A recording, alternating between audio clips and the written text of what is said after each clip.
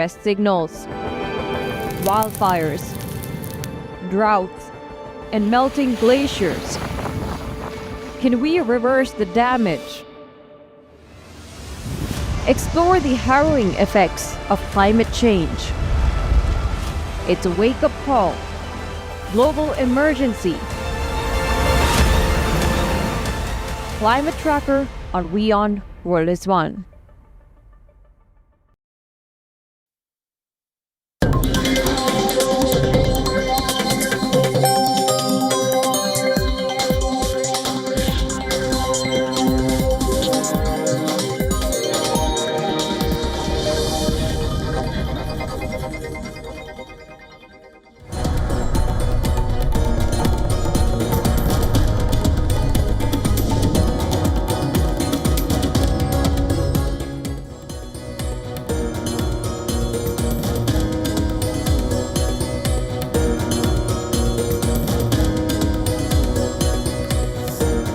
Welcome back, viewers. You're watching WION World is One. This is World DNA, the show that gets you ahead of the rest. I'm Shivan Jorna. And I'm Him Kaur Saroy, and on the show today, India has rejected any link between the India-Pakistan ceasefire understanding to trade ties with the United States. This is the US President Donald Trump has once again reiterated that it was his administration that helped broker India and Pakistan ceasefire.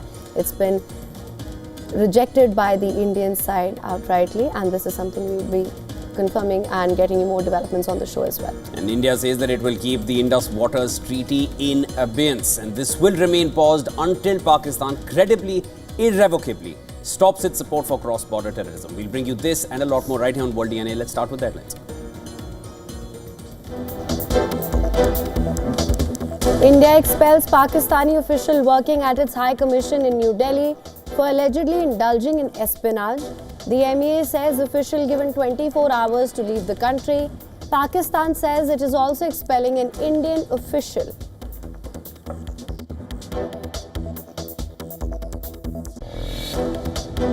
हम घर में घुसकर मारेंगे और बचने का एक मौका तक नहीं देंगे. Prime Minister Modi reiterates India's aggressive policy on cross-border terrorism, says the armed forces will neutralize terrorists wherever they are.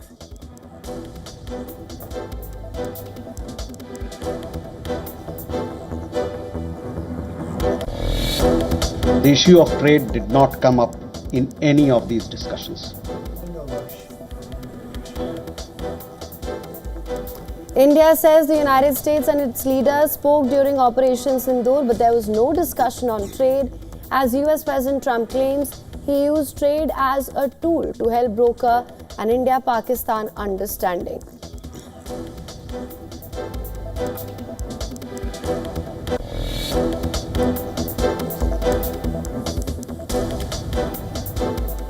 Reports say India's precision strikes led to the destruction of nearly 20% of Pakistan's Air Force infrastructure and several PAF fighter aircraft.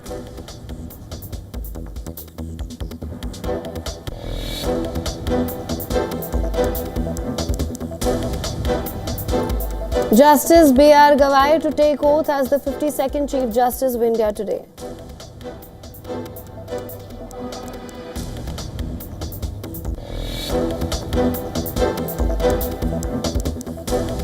US President Donald Trump says he will order the lifting of sanctions on Syria. White House says Trump would say hello to Syrian President Ahmad al-Shara during his Saudi visit.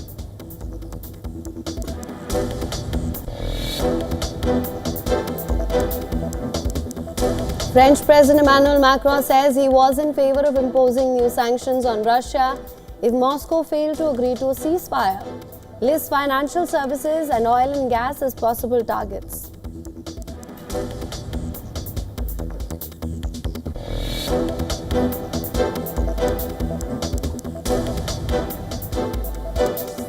.1 magnitude earthquake hits Greece. US Geological Survey says the epicenter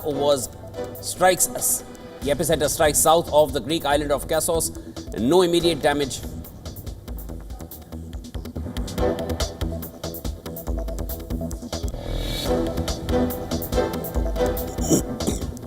Uruguay's former president Jose Mujica dies at age 89. Mujica was an ex-guerrilla fighter who became known as the world's poorest president during his 2010 to 15 presidency.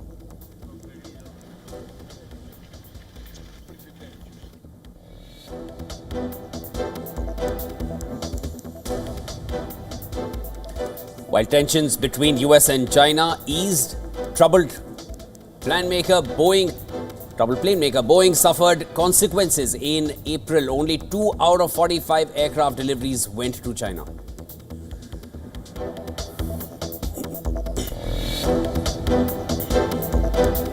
Nottingham Forest forward Taiwan Awani is in an induced coma after an abdominal injury. The Nigerian collided with the goalpost in Sunday's draw at Leicester City.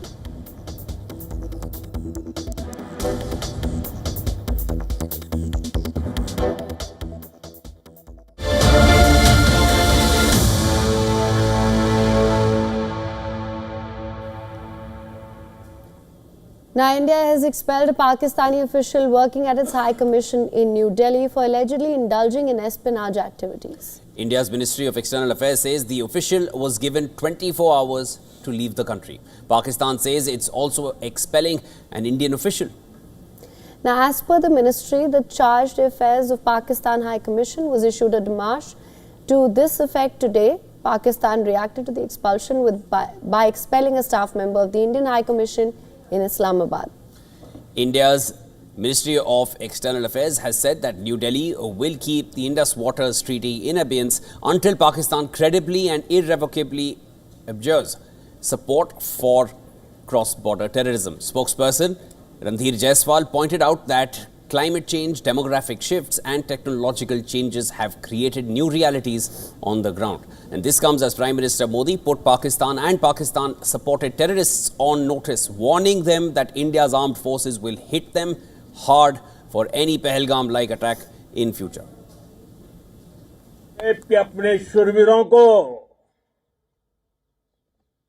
Salute करता हूं।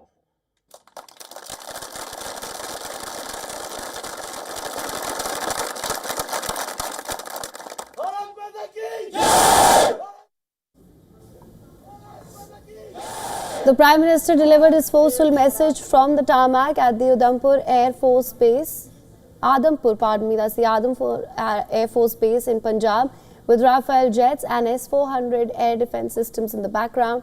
He lauded the Indian Armed Forces for conducting precision strikes deep inside Pakistan. Pakistan में ऐसा कोई ठिकाना नहीं है जहां बैठकर आतंकवादी चैन की सांस ले सके। हम घर में घुसकर मारेंगे और बचने का एक मौका तक नहीं देंगे। A day after Prime Minister Modi's stern warning to Pakistan on terror, Indian security forces have delivered a decisive response. Now, security forces have gunned down 3 heavily armed terrorists under Operation Keller. A high-stakes counter-insurgency operation has been launched in the Keller area of Shopian district in South Kashmir. The mission was a joint effort by the Indian Army and the Jammu and Kashmir Police.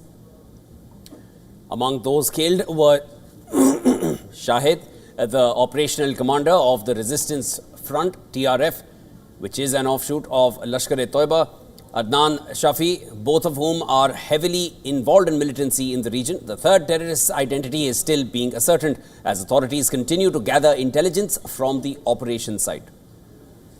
As Operation Keller concludes, forces remain on heightened alert with security grid lines tightened across the valley. However, as authorities continue their efforts to dismantle terror networks, new developments have emerged. Posters have appeared across Shopian district offering a reward of 20 lakh rupees to individuals who provide information leading to the identification or the capture of those responsible for the Pahalgam terror attack. The posters assure that the identity of the informants will remain confidential.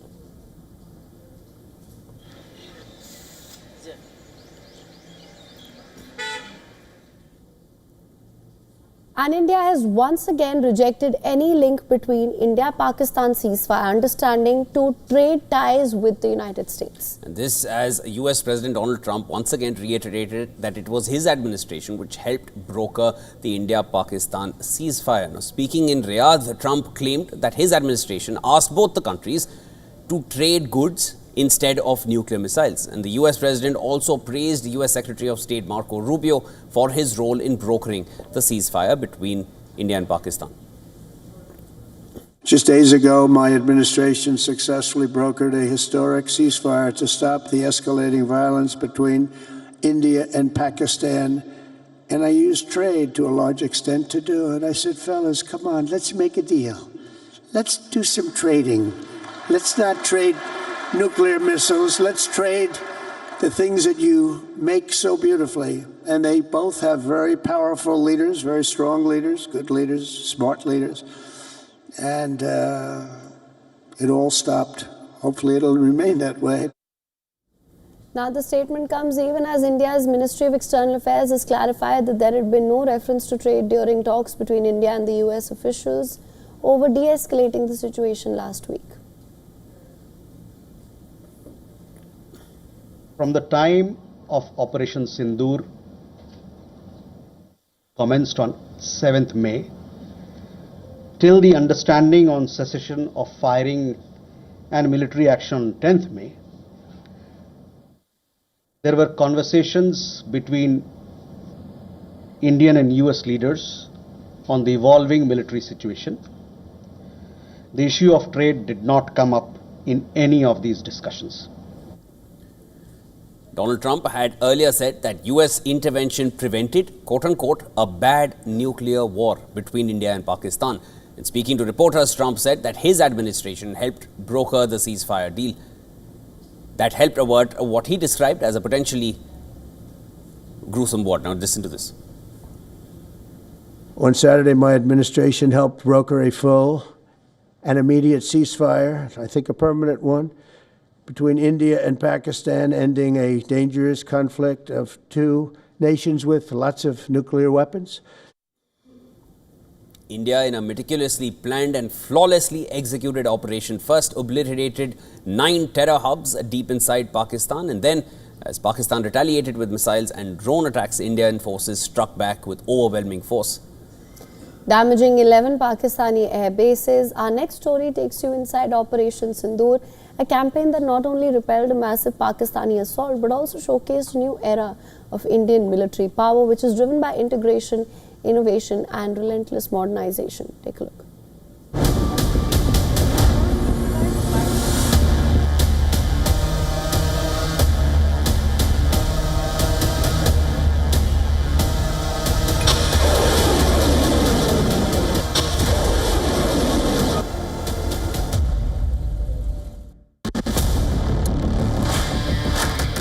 As Pakistani missiles and drones streaked across the border in the early hours of Operation Sindoor,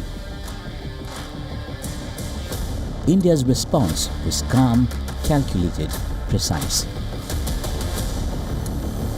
Every projectile was tracked, intercepted and neutralized. Not a single Indian target was hit. When India struck back, it wasn't just retaliation, it was a display of advanced tactics and cutting-edge weaponry.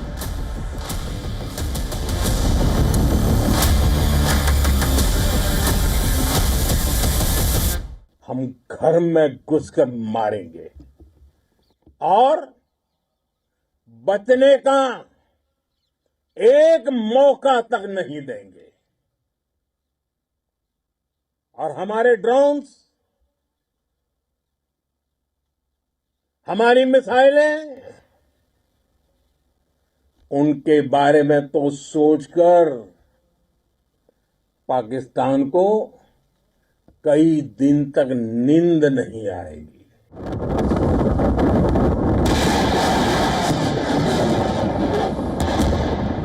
Key to this was the deployment of the BrahMos supersonic cruise missile. Used for the first time in live combat, BrahMos enabled Indian forces to hit high-value Pakistani military bases and terror infrastructure with pinpoint accuracy. From day one, the Modi government made national security a strategic cornerstone. Budgetary allocations for defence modernization were increased. Bureaucratic delays were trimmed, and a bold push for self-reliance under Atmanirbhar Bharat began to transform India's capabilities. Let's take a look at the big purchases made by India.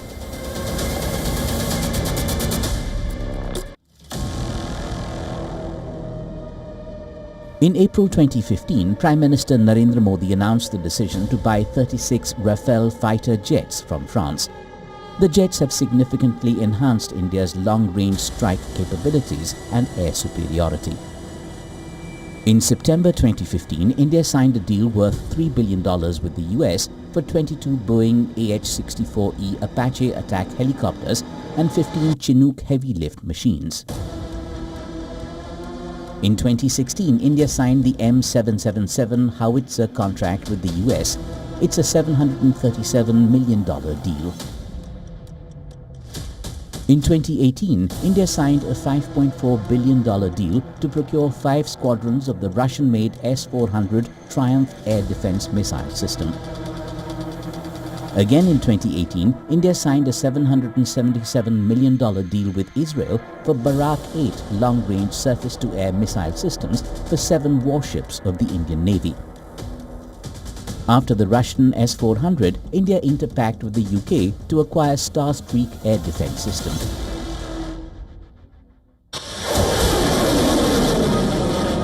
Operation Sindoor also marked a turning point for indigenous technology.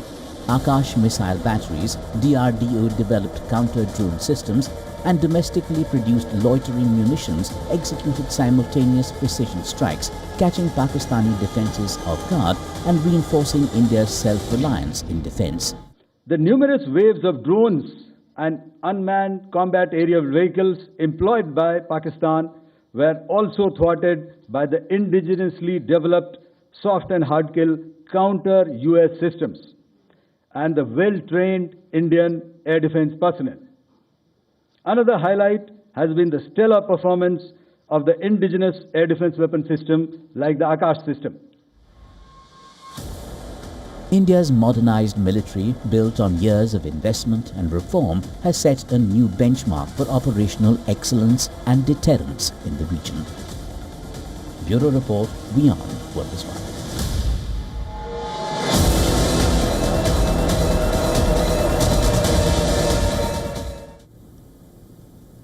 Now, US President Donald Trump has announced that he would lift all American sanctions on Syria. Trump made this surprise announcement while he was addressing the Saudi-US Investment Forum in Riyadh. During his address, Trump said that the sanctions had served an important function, but it was now time for Syria to move forward. Trump said he made the decision after discussions with Saudi Crown Prince Mohammed bin Salman and Turkey's President Erdogan. Very pleased to announce that Secretary Marco Rubio will be meeting with the new Syrian foreign minister in Turkey later this week. And very importantly, after discussing the situation in Syria with the Crown Prince, your Crown Prince,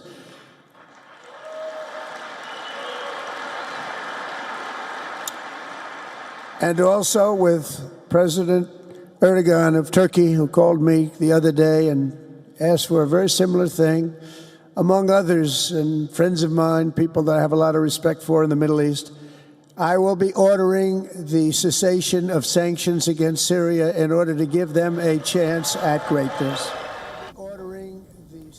Now, Trump's announcement drew thunderous applause from the audience. Saudi Crown Prince Mohammed bin Salman and others gave the US President a standing ovation.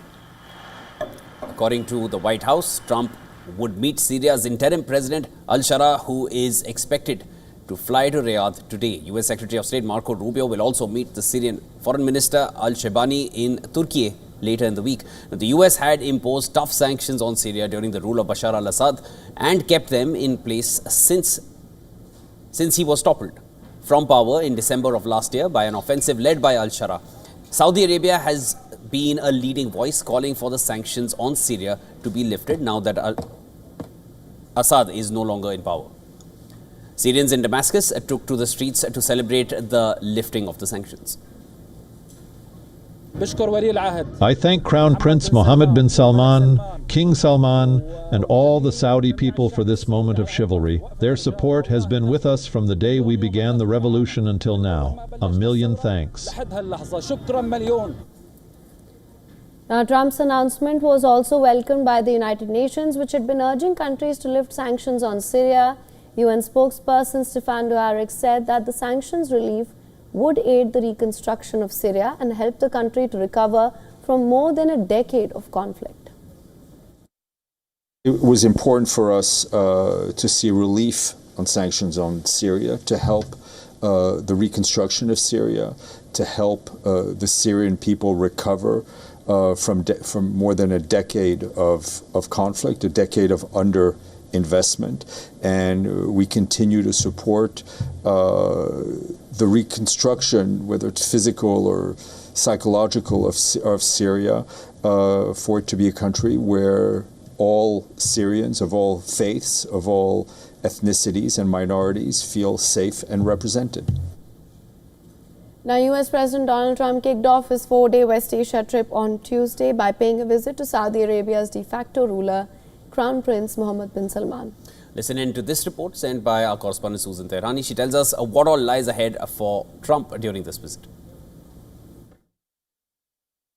Of course, President Trump during this trip is also visiting Qatar and the UAE. Beyond economics, his Middle East trip is focused on strengthening regional security alliances, and Iran is a big part of that conversation. In remarks on Tuesday, President Trump emphasized the need to counter, quote, destabilizing regimes in the region, calling Iran's recent actions reckless and warning that the U.S. and its partners would not tolerate threats to peace. The defense deal with Saudi Arabia, worth $142 billion, is meant to equip Riyadh with cutting-edge air, naval, and missile systems and ensure interoperability with U.S. forces. Trump is also reaffirming America's commitment to partnership with allies like the UAE and Qatar, of course, but also Jordan, and is pushing for greater cooperation on intelligence and counterterrorism efforts. He's positioning this visit to the Middle East region as part of a broader strategy to, quote, restore American strength abroad and solidify a pro-Western security architecture across the Middle East. Ukrainian President Volodymyr Zelensky has urged US President Donald Trump to help secure a meeting with his Russian counterpart to end the ongoing war. On Thursday, Zelensky will travel to Turkey to hold talks on ceasefire negotiations. Now, Zelensky said that he would not hold talks with any Russian representative other than Putin himself. He accused Putin of not seriously wanting to negotiate and said that Putin has to decide on the war because this is his war. Now our team is actively preparing a visit to Turkey. Today we have presented Ukraine's position in great detail to all our partners. I want to thank them for their support. Every signal that we need a ceasefire, a long-lasting and unconditional one, is very important. Every signal that we need direct negotiations at the highest level is also very important. Putin is the one who determines everything in Russia, and he is the one who has to decide on the war. This is his war. Therefore, the negotiations should be with him.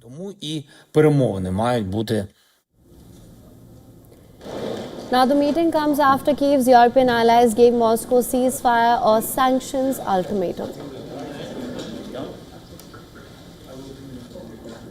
On Tuesday, French President Emmanuel Macron said that Ukraine acknowledges it cannot retake all the Ukrainian territory seized by Russia since 2014 and warned that the West did not want World War III.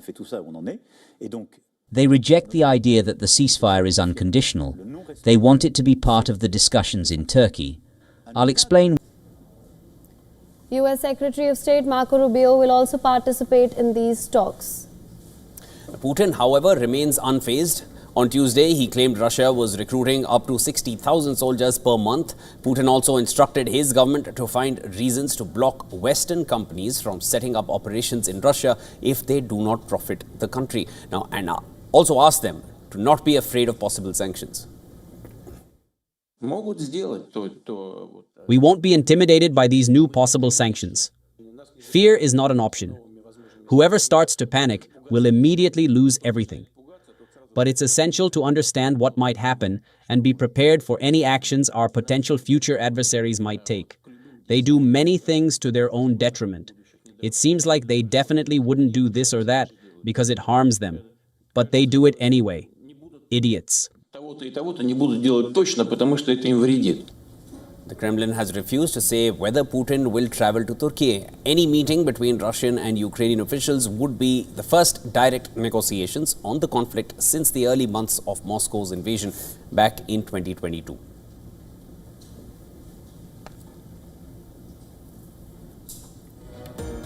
And with that, it's time now for a short break. Don't go anywhere. This is World DNA. Haim and I will be back with you on the other side. US has secured a $600 billion investment commitment in Saudi Arabia during President Donald Trump's visit there. And this includes a $142 billion arms deal touted by the White House as the largest defense sales agreement in history. Microsoft has announced a reduction of 6,000 jobs, representing 3% of its global workforce. This move is part of an ongoing effort to streamline operations with a focus on reducing management layers.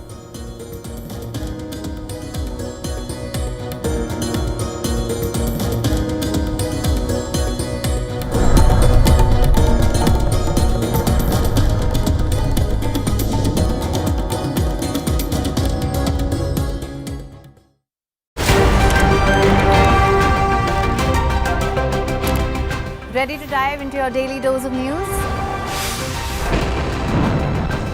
Bringing you what's trending in the West and all that's setting trends in the East. And all of this served up with a side of insightful banter. We don't just bring you the latest stories. We bring you your talking points for the day. And while you do that, from the busy streets of New York, I will provide you with deeper insights on the developments through the course of the day in the U.S. The show that keeps you ahead of the global curve. A conversation you'd want to be a part of.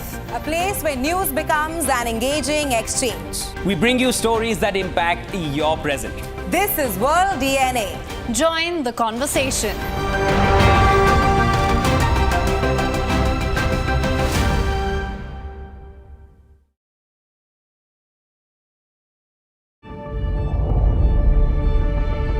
The Earth is sending distress signals. Wildfires, droughts, and melting glaciers. Can we reverse the damage? Explore the harrowing effects of climate change. It's a wake-up call. Global emergency. Climate Tracker on WION World is One. WION, India's global voice, the channel that brings you the biggest stories from across the world through India's lens. Now available in more than 190 countries worldwide, because we believe that the world is one. Watch us in Africa, Europe, USA and Canada, South America, Asia Pacific, Middle East and North African regions. Also available on these digital platforms across the world. WION, World is One.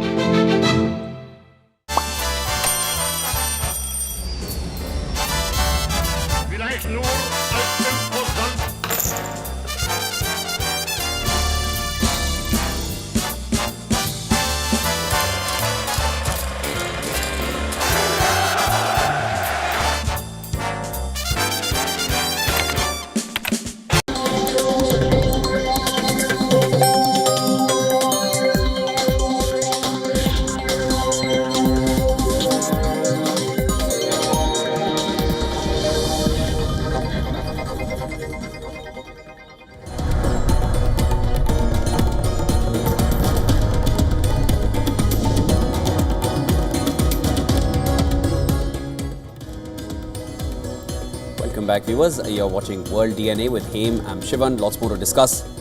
Let's start with the headlines.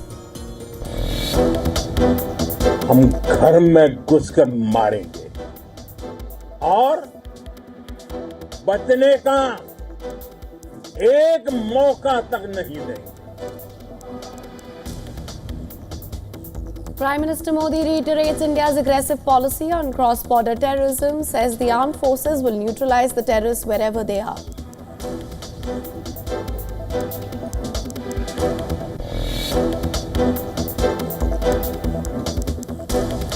India expels Pakistani official working at its High Commission in New Delhi for allegedly indulging in espionage.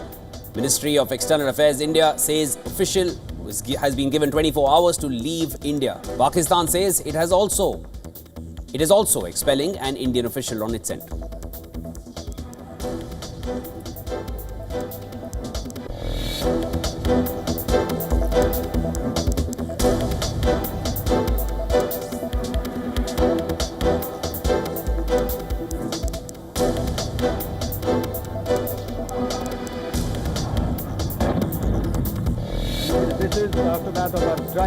India says US and its leaders spoke during Operation Sindoor.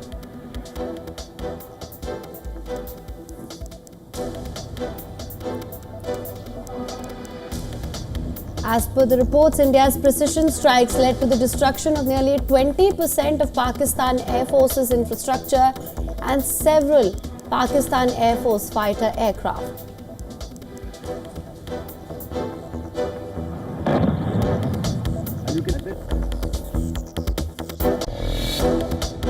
The issue of trade did not come up in any of these discussions. India says US and its leaders spoke during Operation Sindoor, but there was no discussion on trade, as US President Trump claims that he used trade as a tool to help broker an understanding between India and Pakistan.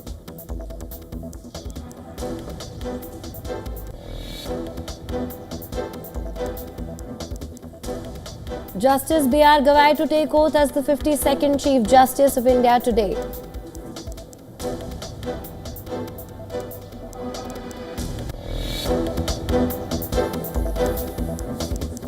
French President Emmanuel Macron says he was in favor of imposing new sanctions on Russia if Moscow failed to agree to a ceasefire, lists financial services and oil and gas as possible targets.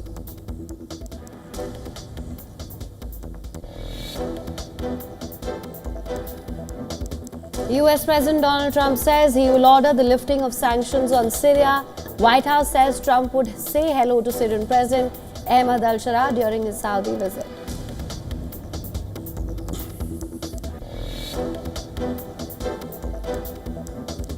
A 6.1 magnitude earthquake hits Greece. US Geological Survey says epicenter strikes south of the Greek island of Kassos. No immediate reports of damage.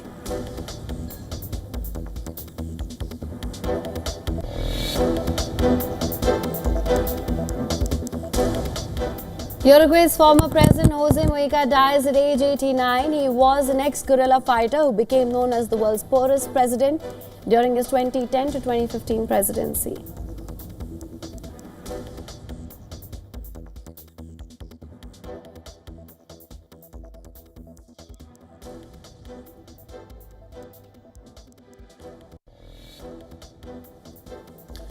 The United States rescinds further export controls on advanced computing semiconductors. The so-called AI diffusion rule was part of a series of actions taken by then-President Joe Biden just before leaving office in January earlier this year.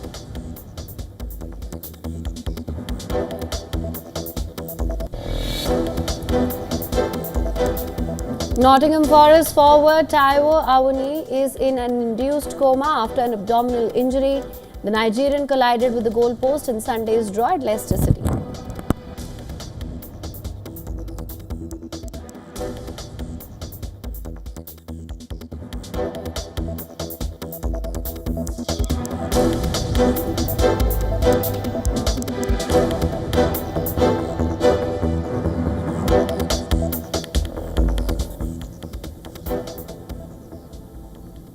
Now, the White House says that the United States has secured a $600 billion investment commitment in Saudi Arabia during President Donald Trump's visit. And this includes a $142 billion arms deal touted by the White House as the largest defense sales agreement in history. Trump claimed he hopes to secure investments worth nearly $1 trillion from this trip at an investment forum. featuring top American bankers, tech executives, Saudi officials, and business leaders. Trump said there is no better place to make a future or make a fortune than in the US. And with this trip, we're adding over $1 trillion more in terms of investment into our country and buying our products. And, you know, nobody makes military equipment like us. We have the best military equipment, the best missiles, the best rockets, the best everything.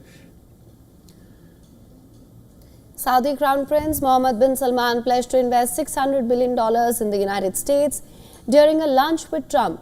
Later, he expressed hope that it can raise the value to $1 trillion.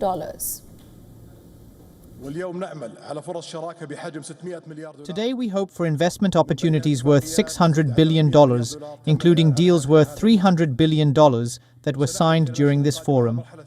We will work in the coming months on the second phase to complete deals and raise it to $1 trillion. Trump sat with the Saudi Crown Prince in the ornate hall at the Royal Court at Al Yamama Palace with members of the US and Saudi and business elite. Now, the agreements include energy cooperation, modernizing the Saudi armed forces, and judicial cooperation between the two nations. The $142 billion defense agreement will allow Saudi Arabia to purchase advanced military equipment and services from American companies. Now, among the commercial deals announced, Boeing has secured a $4.8 billion sale of its 737-8 passenger aircraft. Moreover, the White House has also announced that Saudi firm DataVault will invest a whopping $20 billion in America's artificial intelligence and energy infrastructure. After the two leaders signed a spectrum of agreements, Donald Trump and Saudi Crown Prince attended an investment forum where he heaped praise on Mohammed bin Salman, even saying, "I like you too much." Trump also went on to say how rocking America is, but quickly added Saudi to the list, referring to the West Asian kingdom as a hotter economy. In less than 4 months, our new administration has achieved more than most other administrations accomplish in 4 years or even 8 years. We've actually done, for the most part, more. The day I took office, we inherited, thank you. Thank you. And most importantly, for the people in this room, the days of economic misery under the last administration are rapidly giving way to the greatest economy in the history of the world. Trump also toured the Diriyah at-Turayf UNESCO World Heritage Site. Saudi Crown Prince Mohammed bin Salman welcomed the president and a US delegation to the site. Turayf was designated a UNESCO World Heritage Site in 2010 and is considered to have set the stage for the birth of the Kingdom of Saudi Arabia. For more details, our correspondent Susan Tehrani has sent us this report. Take a look. This is being hailed as a landmark economic agreement announced by President Trump during his visit to Saudi Arabia. The kingdom has pledged $600 billion in investment across the United States, making it the largest commercial package between the two nations to date. Now, the deal spans multiple sectors, like $20 billion is going into U.S. data centers, $14 billion in American energy technology, nearly $5 billion in Boeing aircraft, and $5.8 billion in a new healthcare facility in the U.S. state of Michigan. There are also joint tech investments from Google, Oracle, and Salesforce. On top of that, the United States and Saudi Arabia signed a $142 billion defense agreement, the biggest in history, strengthening Saudi capabilities with American systems and training. Trump's team says that this is about creating American jobs and also reinforcing energy and national security and launching what they call, quote, a new golden era in U.S.-Saudi ties. And in South Asia, legal and political crackdown on deposed leader Sheikh Hasina and her party Awami League continues in Bangladesh. In a latest setback to Hasina, Bangladesh Election Commission has officially suspended the registration of the Awami League. And this means that the Awami League will not be able to participate in any upcoming elections in Bangladesh, as the country's law makes registration necessary for any political party to contest elections. The move by the country's top poll body comes after the interim government, led by Chief Advisor Muhammad Yunus, announced that the Awami League was being banned under anti-terrorism law, effectively banning the party from conducting any political activity in the country. Yunus-led interim government said that the ban was imposed in light of an ongoing trial against the party over its alleged involvement in the deaths of more than 1,000 people during last year's uprising. Hasina and her party have been caught in a legal web since then. Not just top brass of the Awami League, Bangladesh's International Crimes Tribunal is trying the whole party as an accused entity in mass killings case. The political situation in Bangladesh has raised concerns in New Delhi as well. India is keeping a close watch on the situation in Bangladesh. On the recent ban on Awami League, India has said that democracy is being muzzled in Bangladesh. Awami League की बात है. The ban on the Awami League without due process is a concerning development. As a democracy, India is naturally concerned at curtailment of democratic freedoms and shrinking political space. We strongly support the early holding of free, fair and inclusive elections in Bangladesh. Now, Bangladesh's interim government has said that it would hold elections in late 2025 or early 2026. Awami League's exclusion from elections will be a first since the country's independence. It is the country's oldest political party that was a driving force behind Bangladesh's independence. The party enjoyed political dominance under Sheikh Hasina, who ruled the country from 2009 to 2024 in 4 consecutive terms. In the absence of the Awami League in the political arena in Bangladesh, the main challenger to Khaleda Zia's Bangladesh National Party will be student-led National Citizen Party, the NCP, and the rising influence of Jamaat-e-Islami and the Jatiya Nagorek Committee will also play a crucial part in the upcoming polls.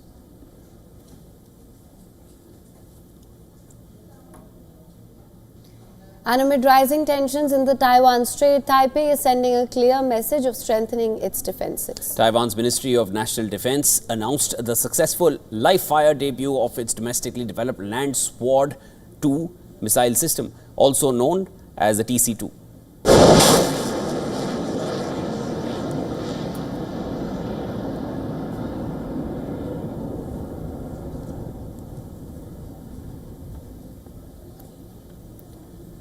The Land Sword 2 is a mobile surface-to-air missile system designed to intercept a wide range of aerial threats, including drones, unmanned aircraft and incoming cruise missiles. With an effective range of about 15 kilometers, the system can operate under adverse weather conditions and offers high precision in low-altitude, high-speed engagement scenarios.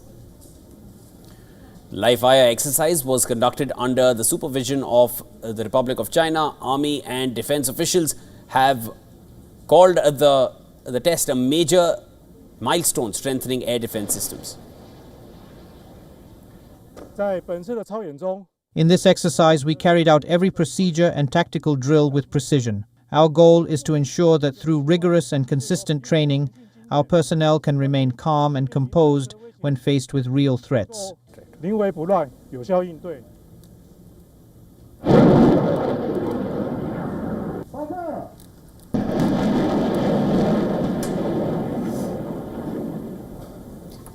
The latest addition to Taiwan's arsenal comes a day after Taiwan successfully unveiled the US-made HIMARS rockets in a live-fire drill in Pingtung County. Taiwan purchased 29 HIMARS launchers from the US as part of its efforts to bolster its strength amid growing military pressure from China.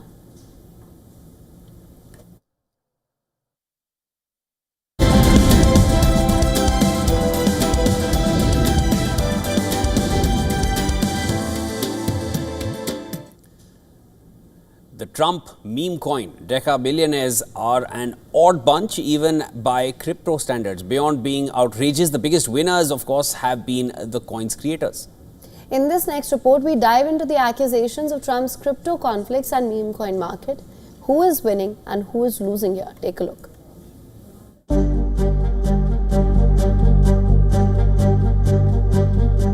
Trump's meme coin has drawn a legion of avatars, bots, and mavens. Within a day of its launch, the Trump meme coin ballooned to over $14.5 billion. Less than a week later, it had halved. But not before a handful of quick-draw crypto traders nabbed more than $133 million along the way. The winners are a short list. The biggest winners, of course, have been the coin's creators. The biggest losers were retail investors who bet big in hopes of significant returns. Except for a select few, the Trump meme coin has been a losing proposition. The Trump family's growing crypto empire, meme coin, a DeFi protocol, a stablecoin, and potential digital asset ETFs, has roiled the political calculus in Washington. In April, with the token foundering, a Trump website announced the meme coin's top 220 holders would be invited to a gala dinner with the president at one of his golf clubs near Washington. The token soared more than 50% after the announcement, as roughly 54,000 crypto wallets scooped up the token. That move earned the Trump team another $1.3 million. But the crypto industry now faces a severe blowback on Capitol Hill. US Representative Jerry Connolly alleges Trump has 100 conflicts of interest. Connolly said, "It is open corruption." Connolly added, "The first 100 days of Donald Trump's administration have been rife with conflicts of interest." Last Thursday, a landmark stablecoin bill went from a sure thing to rejection. This was after Senate Democrats seized on what they call corruption and Trump's conflicts of interest. They voted against advancing the legislation. Analysts say the latest rejection is evidence that Trump's push into crypto may be slowing down legislation that the industry strongly desires. Business Bureau, WION, World is One.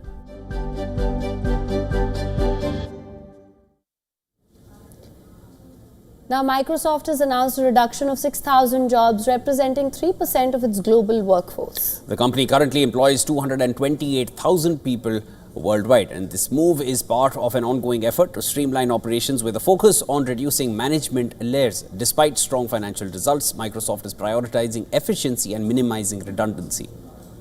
These layoffs are expected to impact all levels and regions, although the company has not provided specific details on which departments will be the most affected. In 2023, the company laid off 11,000 workers, and the current reduction focuses on streamlining operations in line with the company's evolving strategy.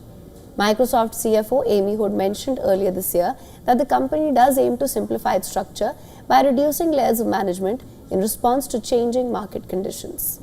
Now, the layoffs at Microsoft are part of a broader wave of job cuts in the tech sector. In 2025 alone, over 22,000 positions have already been eliminated across the industry. Companies like Google, Meta and Amazon are also making similar moves, often prioritizing investments in areas like AI and automation while reducing staff in other departments. Microsoft's workforce reduction serves as a reminder of the ongoing adjustments happening across big tech firms.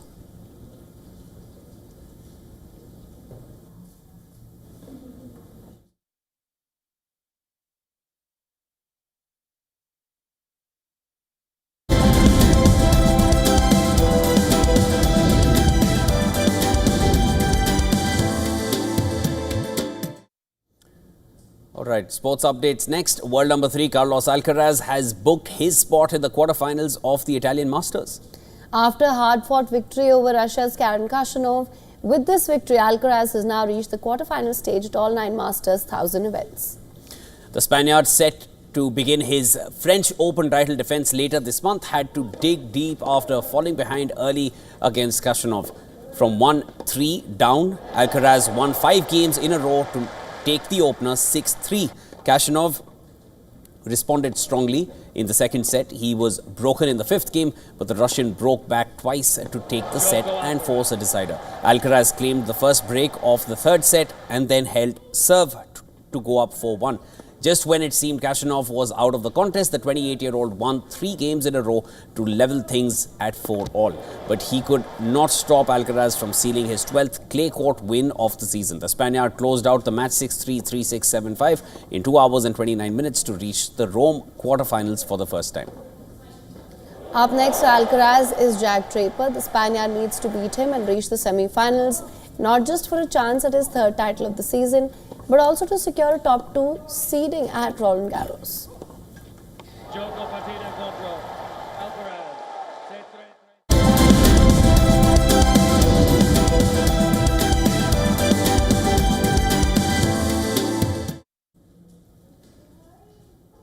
Now, Prabal Gurung, one of Indian celebrities' favourite designers, is sharing his life story in words with his bold new memoir. Recently lauded for Diljit Dosanjh's Met Gala look, the Nepali-American designer has decided to tell his story in Walk Like a Girl. I wasn't sure when this was going to be ready, when this was going to come out. I wasn't prepared. I just wanted to do it because I didn't want to carry this story of mine by myself any longer. I wanted to share it with the world, so whoever read it, whoever it resonated with, they had the courage to share theirs also. The book traces Gurung's South Asian roots. It tells his fans how he was born in Singapore, grew up in Nepal and spent time in India, where he endured a difficult childhood at home and at school for being different. He eventually moved to New York to study at the Parsons School of Design, where he interned for Donna Karan and later worked for Cynthia Rowley and Bill Blass before starting his own label in 2009. And the outside world didn't see me like worthy of that kind of accolades and applause. You started to become your own cheerleader. And at that time, growing up, it was really tough. It was really tough to be like, why am I not part of this? Why am I not belonging? But then unbelonging became my power, because in that not getting validation all of a sudden freed me, and it allowed me to dream the wildest, biggest dreams for myself. Till now, the global artist has dressed celebs Zoe Saldana, Sarah Jessica Parker, Alia Bhatt and Diljit Dosanjh, among others. Gurung has also designed clothes for former First Lady of the US Michelle Obama and Princess of Wales Kate Middleton.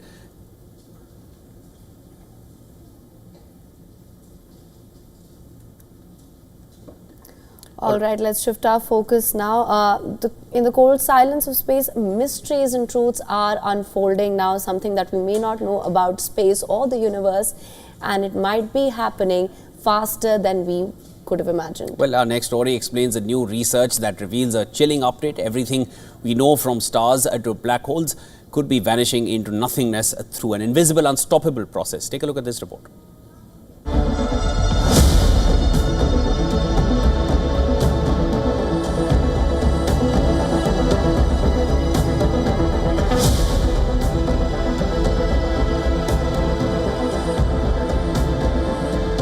The cosmos has a deadline. New research reveals the universe is hurtling towards its demise 100 billion trillion times faster than once believed.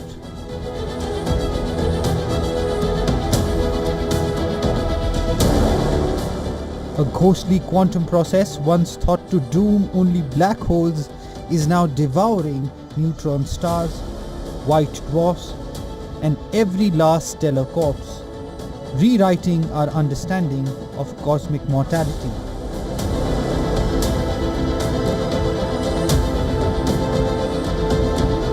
The mechanism is similar to Hawking radiation, a concept proposed by Stephen Hawking where black holes emit tiny amounts of radiation and lose mass.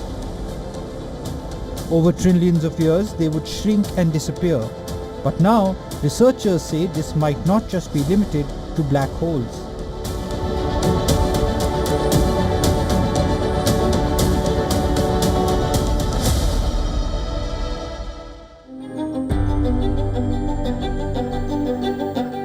A new study by Dutch scientists has dramatically shortened the predicted lifespan of the universe, showing that it will decay much faster than previously thought.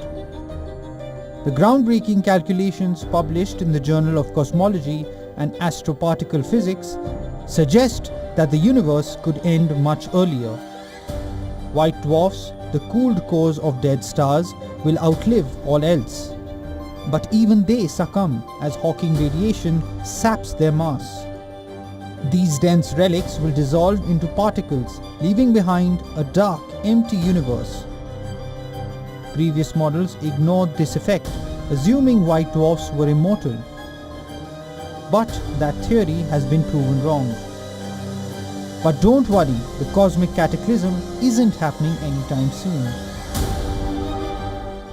While the universe is dying, it's a process so slow that it won't affect us or even the farthest descendants of humankind.